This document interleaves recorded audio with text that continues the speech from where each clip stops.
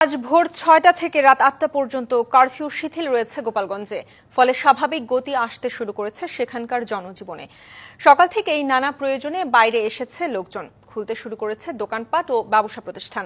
৩ দিন পর বাইরে যেতে পেরে স্বস্তিতে সাধারণ মানুষ। পরিস্থিতি স্বাভাবিক হোক এই প্রত্যাশা তাদের।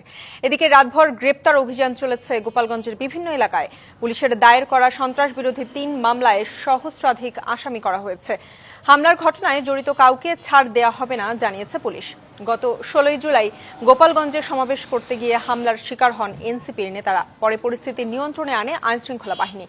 সেদিন সন্ধ্যা থেকেই কারফিউ দেওয়া হয়েছিল গোপালগঞ্জে। সহিংসতার ঘটনায় এখন পর্যন্ত ৫ জন নিহত হয়েছেন।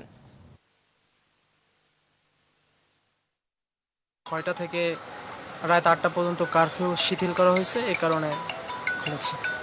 এখন ভাইজান কিস্তি আছে, তার পেটের জ্বালা কয়েকদিন বসে থাকতো।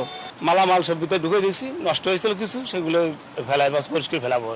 এখন তো দোকান বন্ধ ছিল, আমরা বাড়িতেই ছিলাম, বাসায় ছিলাম।